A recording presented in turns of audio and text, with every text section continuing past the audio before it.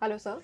So, Hi. sir, please tell us what is this event all about, which is organized by DHCBA today? See, the DHCBA, ever since I and the other members joined office, we decided that on the academic front, we will do a series of lectures every month. So, this is a part of the ongoing series. This is the fourth in the set series. So, we will find that in each of these series, there will be one judge who will also address the audience. Now, for instance, in relation to ecology and climate, and in relation to wildlife, apart from the two speakers who are experts in their domains, one who has in fact been published in Reuters, Jai Chima, and published in relation to climatology and climate laws. He is one of the speakers. And the other speaker happens to be Devinder Singh, with whom I also have a different kind of a connect because he used to be my classmate in law school, but took it to a different field. He joined the railways as a railway traffic service officer, and from there continued to thrive his interest because he was a naturalist and a keen wildlife observer. Today, he is one of the renowned wildlife photographers in the country. He has developed his interest into a passion. So, he's very passionate about wildlife. So, I thought that this will be a good conglomeration of the two. And considering the fact that we are faced with a pollution situation here in Delhi, where you can hardly breathe, I thought that this would be very topical because pollution cannot be seen in isolation. And so, sir, as we know, the theme of the event that is Beyond Survival, Rethinking Wildlife and Climate for the Next Generation. So here this phrase, sir, beyond survival, which is used. So, sir, basically, how significantly we can understand it with context to the wildlife and environment protection. See, the context of survival out here is not survival of wildlife alone. The context of survival being used out here is a little different in its dynamics because what man has done to survive has resulted in the extinction of other species. So the context here is that is it all only about our survival? Two, if we do not think about the gene pools which are getting destroyed, would it have a bearing on our next generation? So these are mixed questions which will be addressed here in the larger perspective.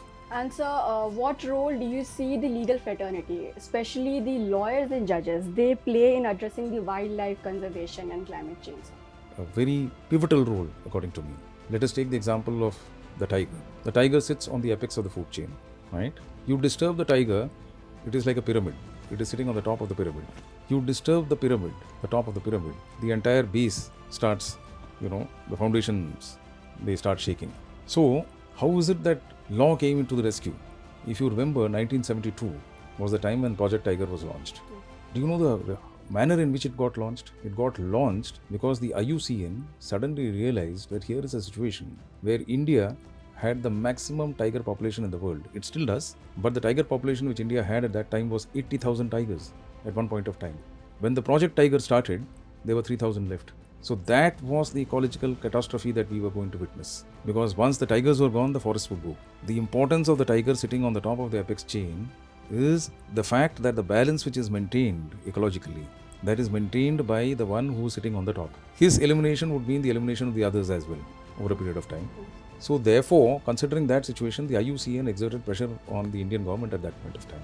And what happened was the 1972 Wildlife Conservation Act which came into play. So that is where the role of lawyers and judges comes into play.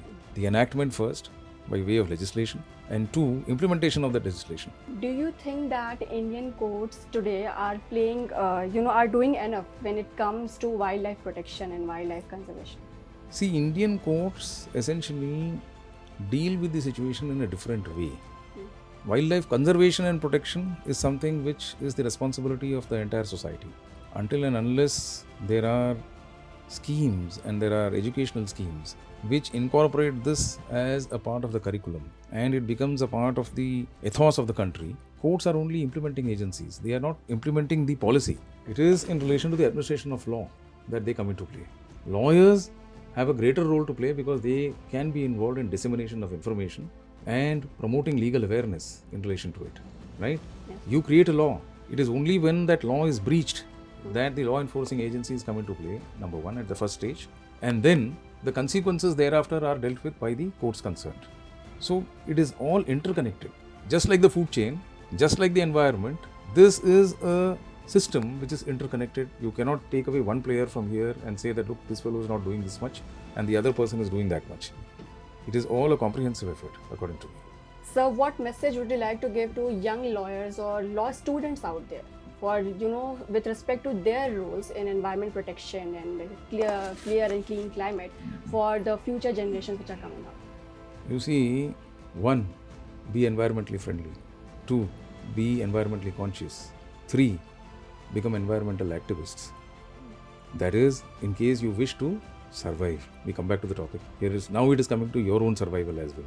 Because if you go to what is happening today in this city, it is alarming, to say the least. If you look at the figures otherwise, I can draw a comparison with Beijing.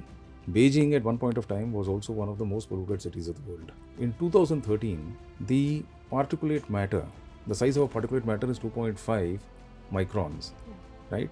It is generally measured as to the number of microns which is available in a cubic meter. So that measure in 2013 in a place like Beijing was around 107 to 110 in 2013.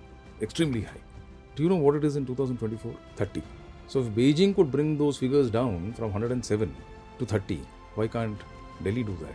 It is only a question of having the will to do it. Because the measures which were adopted by Beijing also happen to be mostly the measures which we are also adopting. The only problem is, as I can see it, that we in general are used to reactions. We react to the situation instead of acting to it. Because right now we are faced with a situation like this, we will react. We will say grab 4, we will say stop construction, we will say probably what the government is now saying that even stop tandoors. Yes. You don't have to stop tandoors. Yes. Then later on you will say stop eating. But anyway, you'll stop living because you stop breathing after a while. Yes. See, nature is bountiful. Nature gives you so much and it gives it to you free of cost, right? The air that you breathe is free. There is no tax on it. So you should value it. The water that you drink, nature provides it in bounty, it's free. You don't value it. So the message is value what nature gives and respect wilderness. I remember this quote which a very famous conservationist, I call him the biggest conservationist that India has seen. He was one of India's biggest hunters and then turned into a conservationist. He's a man called Jim Corbett. You all have heard of the Corbett National Park. Yes. So this is what he used to say, where the road ends, wilderness begins. So nature will regenerate itself. Leave nature alone.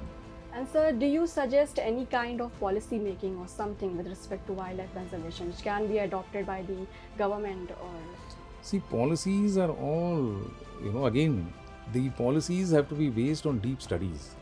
So today's lectures, I'm sure, will increase our awareness in relation to this. Our awareness not only in relation to laws, also our awareness of our surroundings. And that is what we intend achieving.